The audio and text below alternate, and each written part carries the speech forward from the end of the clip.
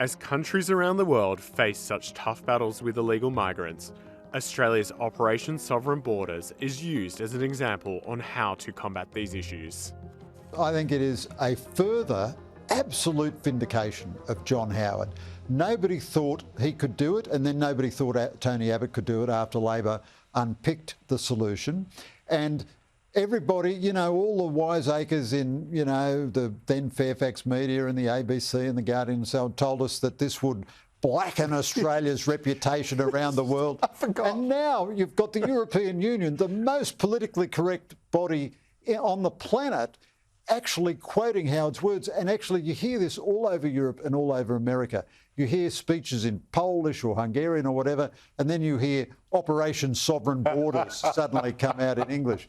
And John Howard has been absolutely vindicated here by Ursula von der Leyen. What Prime Minister Abbott did then was the gold standard for what any democratic government ought to do in this situation. You either have a border or not. If you don't have a border, you don't have a country.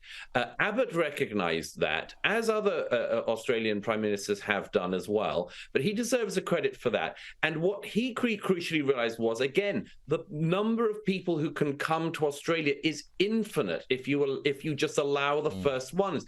Now, unfortunately, the European leaders, much like the current administration in Washington, just doesn't seem to have the guts to do the necessary thing.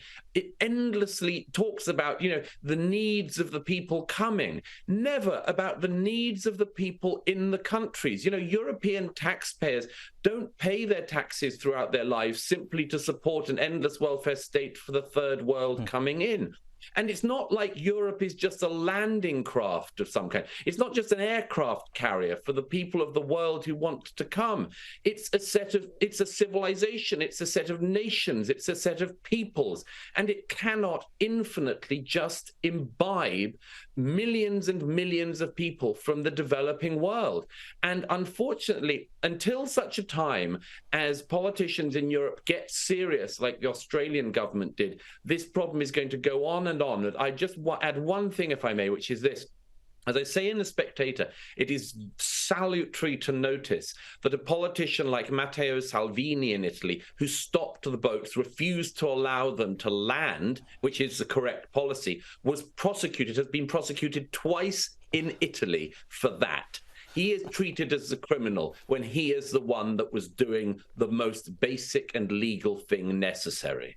It makes you realise just what a brave and a good leader on this issue Tony Abbott of Australia was. Absolutely. He sent those boats back to Indonesia. They stopped coming.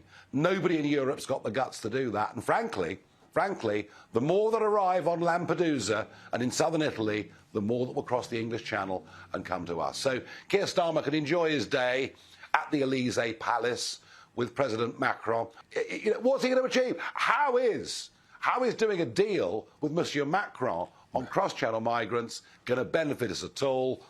And when he talks about, you know, a Labour government being closer to the European Union, well, they will demand that he signs straight back up for all the things that Brexit represented, which if Starmer was to promise to do, he'd lose all that northern vote. So I'm afraid that what happens in Europe has a profound effect upon us, whether we're members of the European Union or not, when it comes to migrants. But I promise you, we are heading into complete disaster here.